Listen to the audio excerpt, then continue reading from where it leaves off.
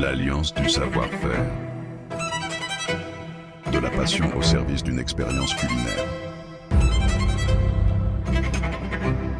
Bienvenue.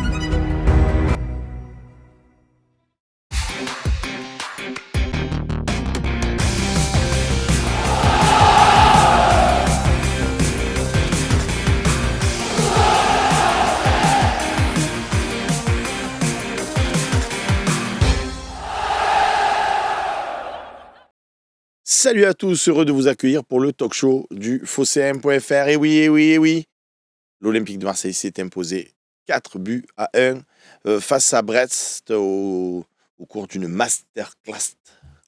De quoi ? Brest Masterclass. Oh putain. Bon, Romain Canuti est avec nous. Salut, tu te fous déjà de ma gueule. Non, Salut, Romain. non. Mais oui, ça commence, tu te fous déjà de ma gueule. Mais non, il y a des problèmes de transmission là. Brest, ça grésille un peu. Dans la régie là. Bilal Ben Khalifa est là aussi. Il a bien dit mon nom, c'est magnifique ça. Ouais, je l'ai noté juste avant. Après notre victoire en double au paddle, ça me fait plaisir, c'est grâce à toi. Non, on n'a pas encore joué, mais t'inquiète, ça va venir. Ah bon, c'est bizarre. Et Bastien Cordoleani. Salut, On ravi était d'être ensemble hier pour le match. Merci encore et ravi d'être avec mes amis ce soir. On a passé un très bon moment. Les gars, première partie de cette émission avec l'excellent, j'adore chaque fois que je fais ça, Loïc Lachaud à la réalisation de cette émission. Le Retiro était donc une bonne chose, point d'exclamation, parce que là, à la vue des performances, et surtout, parce que le score 4-1, on a déjà gagné cette année, que ce soit Montpellier, Saint-Etienne, bon bref, on a déjà eu des scores fleuves. Mais le Greenwood qui court comme un chien pendant tout un match, enfin toute l'équipe, Greenwood c'est un petit peu, on va dire, c'est le bonus. La symbolique, mais toute l'équipe a répondu présent. Et avant de vous lancer, d'autant que l'OM a ouvert le score, mais l'OM s'est fait rejoindre par Brest. Et donc on s'est dit, à un moment donné, on va encore retomber dans nos travers, ça va être une soirée compliquée. Et non, il y a une force mentale. Je vois que tu es d'accord avec ce que je dis, Bastien. Ouais, en fait, les retours, je pense que Romain avait à peu près la même chose qu'on avait du Retiro, c'était que ça s'était très bien passé sur le plan humain déjà. Ça avait été, même si ça avait fait beaucoup parler, ça avait été très apprécié de tous, joueurs, staff. Il y avait vraiment une ambiance de travail excellente. Et moi, j'avais souhaité, j'avais aucune certitude, mais que cette bonne ambiance de travail se matérialise par des mecs qui courent les uns pour les autres. Et je crois que dans ton introduction, tu l'as bien dit, en fait, tu as essayé de citer un joueur parce que tu as été surpris un peu, mais tout le monde a fait les efforts. Et à un moment donné, tu as suffisamment de talent dans cette équipe pour qu'en Ligue 1, à partir du moment où tout le monde déjà fait... c'est pas le minimum, parce qu'il y a eu des efforts à haute intensité. Donc en Ligue 1, à partir du moment avec le talent que tu as des mecs qui font, en plus de ça, de l'intensité, des courses, du dépassement de fonction. Ça suffit pour gagner face à Brest. Ça devrait suffire pour gagner face au Havre et face à Rennes, on espère. Après, est-ce que ça va suffire pour dimanche, là où c'est vraiment un match, on va dire, Ligue des Champions ? On verra bien. Mais il a raison, Seb, moi, de sortir Greenwood de ça, parce que les autres, les efforts, ils les faisaient. C'est-à-dire, si je regarde, on va prendre toujours cet exemple-là, mais si je regarde Valentin Rongier, si je regarde Ulysse Garcia, si je regarde Murillo, c'est des mecs que je voyais... Mais tu vois la première mi-temps face à Montpellier, Romain. Là, vraiment, il y a un déficit de course et d'intensité qui était... Ça, on est d'accord, mais ça tient sur un mec. C'est-à-dire que quand, sur le terrain, tu vois Greenwood comme ça, tes coéquipiers, tu vois, c'est toute proportion gardée. Un jour, il y a eu un classico, et au bout de 30 secondes de jeu, sur l'engagement, tu as Lucho qui est allé chercher une faute et qui a mis un taquet à un Parisien, et tous les autres ont dit « Oh, si lui, il y va, on y va tous, à la fin, tu gagnes 3-0 ». C'est ta dernière victoire d'ailleurs exactement en championnat là-dessus. Là, c'est un peu pareil. C'est-à-dire que tes coéquipiers, tu vois Greenwood comme ça. C'est la cerise sur le gâteau. Si le match où, tu sais, c'est la fête foraine, là, quand tu as la pince, quand c'est bien aimanté, là, c'est là que tu sais que tu vas. C'est là où te manque pas. Là, tu sais que tu as un match où Greenwood il a envie. Ça serait bien que tu aies envie toi aussi. Donc, du coup, tout le monde s'est mis un peu au diapason. Et limite, moi, si après coup, on va attendre la fin de saison, mais les dirigeants viennent d'expliquer, en fait, te disent, vous savez quoi, en fait, le Retiro, on l'a fait juste pour Greenwood. Je dirais ok et bravo. Voilà, parce que y a que lui. Au final, s'il y en a un qui avait besoin de ça, c'est lui. Et ça s'est vu sur ce match-là. Ouais. Bon, après la réalité du Retiro, hormis le fait d'avoir un cadre et une ambiance qui change un peu du quotidien, c'est qu'il a voulu travailler quelque chose qu'il avait arrêté depuis quasiment 9 mois. Donc le fait de ne pas avoir toutes les caméras, de ne pas avoir peut-être des indiscrétions, fait que on s'est tous retrouvés à 30 minutes du coup d'envoi en se disant mais attends, il a mis Luis Garcia avec Kondogbia dans la défense à 3 là, oh punaise, on va pas encore se retaper ce système-là avec Luis Garcia à la place de Merlin. Et finalement quand on a vu Luis Enrique à gauche, on s'est tous dit ah, enfin, on revient au match aller face à Brest. Et finalement, sur ce match-là, il a probablement travaillé ce côté-là en mettant. On parle de Greenwood, mais tu as mis Greenwood dans sa meilleure position. Tu as mis Luis Enrique aussi dans sa meilleure position. Tu as mis Gouiri aussi dans une position qui est intéressante pour lui. Tu as mis Rabiot aussi qui est dans une bonne position. Garcia aussi, hormis Kondogbia, même Murillo, c'est une bonne position pour lui. Et tu peux le faire uniquement parce que tu as le retour de Balerdi. Tu n'as pas le retour de Balerdi, tu ne fais pas ça. C'est tout. Après, et je les blâme pas. Et c'est là où, quand on dit c'est ce qui compte, c'est le comportement de l'équipe. Et je connais des gens qui sont rentrés hier du stade. C'est qu'une fois chez eux en rentrant, ils ont réalisé qu'en fait, on était en 4-3-3, qu'on avait changé. Pour eux, ils s'étaient juste dit Luis Enrique est à gauche, Luis Garcia central gauche. Je dis bien par séquence. Tu peux te dire, tiens, finalement, entre guillemets, ça ne change pas grand-chose. Les fameuses séquences qui en agacent certains de 2 heures People, on en a eu. Où à des moments, ça a fait tourner, on a cherché à construire et tout. Donc, quelque part, c'est là où je rejoins, moi, De Zerbi quand il dit, des fois, ce n'est pas une question de tactique, ce n'est pas une question de changement de schéma. Je trouve que ça se rejoint dans le sens où ce n'est pas forcément ce truc-là qui fait que tel mec a telle position, même si on constate que passeur décisif, Luis Enrique depuis son nouveau poste, Rabiot depuis son nouveau poste à 2 reprises. Enfin, ça a joué quand même. Par contre, Romain, et je t'ai déjà transmis, vous verrez l'analyse tactique qu'on a faite, le partenariat qu'on a avec la Minute OM et la Minute Tactique.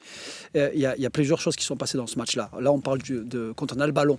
Par contre, quand on a perdu le ballon, on s'est replacé en 5-2-3. Ouais, c'est-à-dire qu'il y a très bas. Luis Enrique très bas, Murillo très bas. C'est pour ça que je dis, ceux qui sont rentrés, c'est pas des bonnets finis, c'est qu'ils ont vu cette séquence. Avec Gouiri et Greenwood qui allaient chercher les 2 centraux. Exactement. Et finalement, tu as la notion d'avec ballon, c'est ça qui nous posait tout ce problème. Notre système de jeu en 3-4-3 avec ballon, on se dit, Luis Enrique à droite comme ça, c'est pas naturel pour lui. Tu vois, je pense qu'il est un peu mieux sur ce couloir gauche. Et réellement, je pense qu'il a dit. Il ne veut pas reconnaître, parce qu'un coach, il ne reconnaît jamais quelque part qu'il aurait pu le faire avant. Il dit c'est le bon moment pour le faire. Mais nous, ça fait 2 mois qu'on dit, oh les gars, peut-être qu'il faut remettre les joueurs dans les meilleures dispositions. Oui. Greenwood, il court autant peut-être parce qu'il est à droite, parce qu'il a envie d'être sur la ligne. Et quand il a. Et le fait tu vois, on a joué bas à un moment, je dis putain, enfin on a de l'espace. Ouais, mais oui et non, Bilal, parce que juste remets-toi un historique, on va dire, de l'OM et des clubs les plus connus au monde. Là, ça fait 2 fois du coup qu'il change ses convictions en une saison. Trouve-moi une équipe avec un coach qui est le même coach, où tu n'as pas eu de changement de coach, qui change 2 fois de système en cours de saison comme ça. Et il n'a pas changé au bout de 3 journées, parce qu'il a changé en novembre, et là il rechange en avril. Alors, je suis d'accord avec toi. Peut-être qu'il aurait pu le faire avant, peut-être qu'il y avait des indices qui disaient que, mais c'est hyper rare, parce que tu l'as dit, les mecs ont des égos énormes, les mecs aussi ont des certitudes. Ça, j'aime beaucoup moi le coach pour ça. Ont des certitudes. En question, pas de problème. Ont des certitudes et ont des racines qui ne veulent pas forcément bouger. C'est quand même super rare et c'est à féliciter, je trouve. On est sévère avec De Zerbi quand il faut l'être. Là, je trouve que le match, il a préparé de manière parfaite. Mais d'autant plus que c'est pas son système idoine pour lui, tu vois. Il aime bien avoir un meneur de jeu. Il a recruté... 4-3 quand même, il a... Et si tu regardes bien, Rabiot était quand même plus haut que les 2 autres. Oui, je trouve que... mais c'est pas un vrai numéro 10. Lui, il aime ce côté ouais, mais il sait qu'en Ligue 1, ça peut pas exister, un numéro 10 comme ça. Ça perd trop de ballons axial. Et c'est pour ça que je trouve que Rabiot, effectivement, était dans ce rôle-là. Et par rapport à ce que tu dis, si, ça existe. Pour moi, Guardiola, la saison démarre, la saison finit, ce n'est pas la même équipe. Messi qui passe dans l'axe à Barcelone, c'est en cours de saison, c'est pas il démarre une saison en disant maintenant Messi il est attaquant axial. L'année où il gagne la Ligue des Champions avec Manchester City, Johnston qui passe numéro 6, ça passe comme ça, c'est sur quelques mois et puis après on change. Je trouve que maintenant sur l'OM, dis-moi les années avec Guéret, ça change, c'est-à-dire que ça change 2 fois dans la saison. Pas 2 fois dans la saison, non, mais ça change. C'est hyper rare. Moi, je me suis refait les historiques là ce matin et je me suis dit, le mec quand même. Mais moi, la question que j'ai envie de vous poser, les amis, c'est la suivante, parce que je me la suis souvent posée, et tiens, je te la pose à toi, Bilal, puisque on est partenaire sur la minute tactique. comment tu peux expliquer que les entraîneurs, à ce jour, on est en 2025 quand même, on n'est pas à l'aube du foot au début, ils n'ont pas justement plusieurs systèmes et qu'en fonction de l'adversaire contre qui tu vas jouer, tu te dis, ce soir on va jouer en 4-4-2, ce soir on va jouer en 4-3-3, ce soir on va jouer en 3-4-3, ce soir on va jouer pour justement, déjà, être moins lisible, deux, t'adapter le plus possible. Il y avait Roland Courbis qui le faisait un peu comme ça, tu vois, qui de temps en temps adaptait.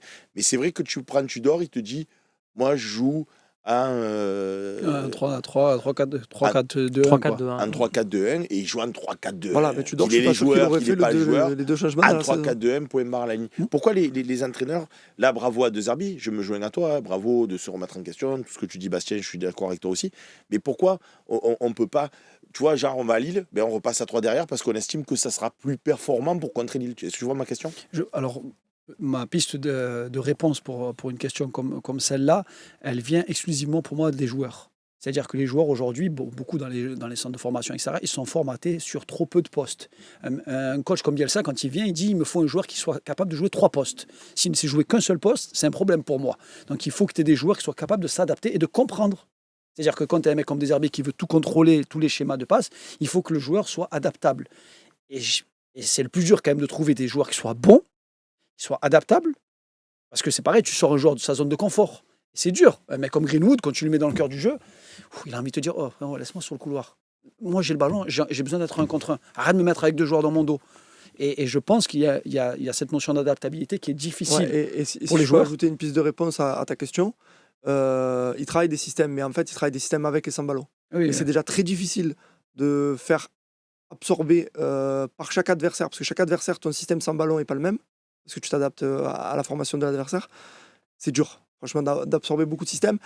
D'autant plus, même si ça doit pas rentrer dans l'équation, mais ça le rentre quand même, qu'une équipe qui a beaucoup de systèmes, qui change beaucoup de systèmes et qui se met à pas gagner, les premiers commentaires que tu as, que ce soit des médias, des spécialistes sur les réseaux, c'est « Eh ouais, mais ils sont perdus, ils changent tout le temps, ils sont perdus. » Les premiers commentaires, c'est pas cela. C'est les joueurs, l'entourage des joueurs, L'entourage les des agents. joueurs, ouais, mais l'entourage des joueurs, tu auras entendu. D'après une source du vestiaire, ils ne savent plus comment se positionner. Donc, c'est pas évident. C'est surtout Ce que tu demandes est possible, mais je pense si tu as une base de joueurs et le même entraîneur sur 5 ans. Mais sur une année, c'est pour moi c'est impossible. Impossible. J'ai regardé un documentaire, excusez-moi de revenir tout le temps à lui, il n'y a pas que lui, il y en a plein d'autres, mais sur Guardiola, justement, sur Manchester City, j'ai regardé un documentaire là-dessus et il disait, même un club comme nous, qui avons les moyens de recruter les joueurs que je veux et compagnie, au bout de 2-3 ans, le renouvellement est tel dans l'effectif que cette équation-là, elle est impossible. Parce que tu n'as jamais les 5... Parce qu'en même temps, tu ne vas pas garder les mecs 5 ans, parce qu'au bout d'un moment, certains vont perdre la motivation, vont être trop bâgés, tout ça. Donc tu renouvelles. Les nouveaux carrés, il faut les intégrer. Et ce que disait ça, disant pourquoi on n'apprend pas 3 systèmes, 3 ou 4 systèmes, tout simplement... Non, mais 2, c'est déjà pas mal. Ouais, mais je pense que là, ils en ont 2. Et sans ballon, ils en ont 3 ou 4. C'est pas mal, je trouve. Non, tactiquement. Mais parce que tu sais très bien que tu fais un travail, tu fais une analyse vidéo. Le mec, tu vas lui montrer une vidéo, ça va durer 20 minutes. Tu montres lui une vidéo, on revient à l'époque, tu en parlais, de Marcelo Bielsa. Et qu'est-ce qu'on a dit à cette période-là? Les séances, c'est trop long, et les vidéos les mecs ça nous a gonflé. Après, en vrai, peu importe le système. Hein. Cette saison, quand tu as ouvert le score, tu as gagné 14 matchs sur 17. Ouais. Donc, les matchs contre Lens, tu ouvres le score, tu gagnes le match. Le match contre Reims, tu marques au bout de 5 minutes, tu gagnes le match. Contre Toulouse, tu ouvres le score, même schéma, tu te fais égaliser, mais tu gagnes quand même. Tu gagnes quand même le match. La réalité, c'est qu'on a du mal à marquer en premier sur les derniers mois. Et c'est pour ça, et la stat qui était sortie, c'est qu'on concédait sur la deuxième partie de saison 2 fois moins d'occasions qu'en première partie de saison. Mais on concédait l'ouverture du score. D'accord? Donc on concède moins, par contre, on prend des buts. Et on se crée beaucoup plus d'occasions qu'en première partie de saison. Et on marquait moins de buts. Tu vois, comme quoi... Et sur le match d'hier, c'est pas une réalité, puisque Eric Roy, c'est pareil. à la fin du match, dit ils ont eu 0,81 d'expected goal, et au final, on a pris... Mais ça, c'est comique, parce qu'il faut lui dire à Eric Roy, dans l'histoire, quand il dit ça, lui, il a 1,58, je crois, d'expected goal, mais sur l'occasion qu'il a, ça fait 0,95 d'expected goal. Donc il a fait que 0,50 sur le reste du match. Parce qu'il y a la transversale. Il y a la transversale, ça revient, donc ça prend des points, l'arrêt de Roulis. Et le but, ça n'enlève rien que nous, on en a marqué 3 avec 0,80. Ouais, mais c'est surtout qu'ils estiment que le but de Gouiri, c'est moins de 0,1. Après, bah oui. juste concernant... Parce que le geste, il est... Juste, tu vois Concernant Eric Je ne Roy, le fais pas tous les jours. les gars, juste concernant Eric Roy, Moi, ce je qu'il a l'aimais à voulu l'OM. dire, Moi, je l'aimais bien à l'OM. je vous le comme décris. joueur. Ouais, moi aussi, je vous décrypte un peu juste ce qu'il a voulu dire. Mm. J'ai un gardien totalement bidon. Voilà ce qu'il a voulu dire. Ah, il C'est peut que rien faire, le Couder, gardien, là. il est nul. Et j'enlève rien au mérite du but de Gouiri qui est sublime. Mais ils ont eu un goal, il n'a pas fait un arrêt du match. Voilà, il Oh, mais faut je suis le... pas sûr qu'il puisse la chercher, celle de Gouridon. Celle de Gouiri, non, évidemment. En face Mais à la face, peut-être qu'il première, peut faire mieux sur le l'angle- face à face de Peut-être Gouiri. de face à face. Ouais, l'angle, il peut faire mieux. Regarde bien, il n'a pas fait un arrêt du match. leur ouais goal. non, je suis Je d'accord. pense que il a dit avec des mots Oui, polis. et puis après, je jette pas la pierre parce que nous, on a eu deux Herbis cette année qui a eu des déclarations bien pourries en sortie de Oui, défaite. évidemment. C'est souvent les moments où tu dis le plus de conneries. Là, je suis sûr qu'à froid. Au match ce aller, il avait matin- dit la même. Hein. Non, mais Quand il on est- gagne 5-1, il Voilà, a dit ils après, n'ont pas eu il est un peu d'occasion, ils ont mau- marqué il est un 5 peu- buts. Il est un peu mauvais perdant. Mais je Non, suis mais sûr il que est- là, ce matin, il se remet le match en vidéo. En deuxième mi-temps, moi, j'ai trouvé une maîtrise de. Je disais à Seb, hier, j'ai vu le match avec lui et son frère. Je dis la clé de Brest, c'est le milieu de terrain. Madi Camara, laisse Ah Melou. oui, il a sorti Magnetti pour faire rentrer Et je t'explique. Cameron Doumbia. L'équipe a été coupée en deux. Heuberg, Rabiot et Rongier sur la durée du match, petit à petit, hop, ils sont arrivés, ils ont mangé le milieu de terrain brestois. On est d'accord que sans ballon, Heuberg Rongier est très fort. Avec ballon, catastrophe. Les deux, Heuberg, première mi-temps, deuxième mi-temps, beaucoup Rongier, il mieux. a été catastrophique. Rongier, hier très sur le mauvais match. match. Ouais. D'accord, et ça fait plus. ça Très fait- mauvais très mauvais match. match avec dur, ballon, dur. avec Avec ballon, dur. avec il ballon, perd avec beaucoup de ballon. Il perd beaucoup de Mais ballon. il perd beaucoup de ballons parce que dans les espaces, il y a un niveau d'harcèlement de Madi Camara. Ah oui, mais tu étais face à un très bon Magnetti. milieu de sûr. Ligue 1, je suis Ils d'accord ont, avec toi. ils ont mis les pieds, ils ont mis l'intensité. Très belle équipe. C'est pas toutes les équipes de Ligue Je 1 suis qui d'accord peuvent avec faire toi. ça. Donc, je suis un peu indulgent avec Rongier qui a tenté quand même des ressorties Non, mais c'est balles. pas un match catastrophique. Après, le problème de Rongier aussi, c'est que tu joues avec Rabiot, donc tu as des séquences de passes. Ça passe par Rabiot, ça passe par Heuberg, ça passe par Il faut se sublimer quand même. Les deux à Ah. côté, là. Et d'ailleurs, ça me tout fait ce qu'il a penser à un connu. truc que je rebondis sur l'inconscient de on va jouer peut-être des équipes qui joueront plus rien. On a bien vu que Brest, hier, au bout de 5 minutes, ils mettent un tampon à Rabiot. Tu as bien compris qu'ils n'étaient pas là pour prendre. Enfin, j'ai vu le match de Rennes contre Lyon et franchement, tu vois qu'ils jouent plus rien, quoi. Ah, mais je te parle des matchs contre nous. Oui, mais même contre nous, le dernier match, je suis certain que. En fait, tu mec, sais, je joue alors, rien. Moi, j'ai un scénario. Je ne me lance. on Moi, aura le j'aimerais temps bien de qu'ils me faire, mettent Steve, Mais le voilà, frérot. j'aimerais bien que ce soit son dernier match et qu'il nous refasse comme il a fait l'année dernière contre Unai. Là. Et il y a même une le frappe. Havre, vous les avez vus contre Monaco? Oh, c'est pas mal. Non, Non, attends, c'est là, pas mal. ils le ont- Havre. Vous les avez vus contre Monaco? Oui, oui, j'ai vu Bah le oui, match. j'ai vu le match. Ils ont vendu fièrement leur peau, je trouve. hein. Ils ont vendu fièrement leur peau. On est d'accord. Ils jouent quand même la Mais tu relégation, avec hein. leurs armes. Oui, oui, mais ils jouent avec leurs armes, je suis d'accord avec toi. Quand ils ont fait rentrer André Ayou à la fin, quoi, les mecs, je te dis, pour se créer une occasion, c'est Ah oui, oui. dur. Ah, ben là, il lançait Oh des là flèches sur là, c'est Casimir. dur. Il fallait Casimir, il court en fait. Ah, il n'y a que Casimir dans Casimir cette court, équipe, hein. court. Il lui disait ça. Tu bloques, tu prends Casimir à 1 contre 1, Ouais, tu je lui suis d'accord avec toi. dis, Mais bon, c'est fini, ils n'ont plus diffère- aucune... Mais tu peux pas mettre Le Havre et Rennes au niveau attitude dans la même discussion. Mais Rennes, ils seront au Rennes, ils ont Vélodrome. lâché leur Bastien, première mi-temps Ils seront contre au Lyon. Vélodrome. Si tu dois gagner contre Rennes, le Vélodrome, il va être incandescent, comme Mais- Leipzig, comme Mais Salzbourg. je suis d'accord avec toi. Non, mais comme je suis pas Annecy. inquiet. Mais non, c'était pour. c'était pas incandescent contre Non, mais Annecy. tu- Mais Seb, Brest, ils vont On, jouer. avait, Brest, ils vont on jouer. était en confiance de fou contre Brest, ils vont Annecy. jouer Lille. Ils vont jouer Lille. Ouais. Je pense que Brest n'aura pas la même attitude face à Lille. J'espère Seb, me tromper. hein, mais- sur ce point-là, il est vachement important parce qu'en fin de saison, les équipes qui jouent plus rien, c'est pas qu'ils jouent le match et s'en tapent, c'est qu'en fonction du score, ils lâchent. C'est ça. Ce qu'ils font pas pendant le reste de la Ah, saison. ça, C'est-à-dire c'est ça. il y a 2-1, ils vont s'accrocher. Là, à C'est ça. 2-1, tu sentais que Brest, bon, Mais tranquille, c'est pour 3-1, pas fini. Ça y est, ils ont plus les efforts, le C'est mental, pour ils disent ça, c'est bon, la c'est saison pour elle est ça qu'il finie. fait des changements. Et c'est pour ça qu'il y a des joueurs, tu te dis, bon, ben, je vais les sortir, je vais donner du temps de jeu à un tel. Et que ça nous a, parce que les remplaçants n'étaient pas au niveau de. Ouais. Voilà, enfin, Ah bah oui, bah. sans dire, mais je ne vous dis pas, je fais pas de la propagande, Magnetti, et tu as bien vu que quand tu as sorti le mec qui était un peu harceleur pour faire entrer un profil plus offensif, milieu qu'a voulu, tu l'as plus vu du tout, parce que leur équipe était coupée en deux et qu'ils ont joué long sur Ajorc, ça servait à rien. Bon, les amis, le Retiro était donc une bonne chose. On a retrouvé vraiment un Olympique de Marseille conquérant. On se fait une petite pause publicitaire et on va passer ensuite à la tactique. Il y a Mikadji qui dit bonsoir, Seb, je suis inquiet pour Rennes car Mandanda va jouer son dernier match de sa carrière et au Vélodrome, je pense qu'il fera un grand match et nous mettre dans le Hulk. J'y crois pas du tout. Voilà. Je te redis, mince, j'ai oublié le prénom de notre ami sur Twitch, Mikadji. Mika Didi, je te redis, regarde le but qui se prend contre Unai l'an dernier. Frappe de loin, il avait... Ah ouais, c'est cadré. Bravo mon pote.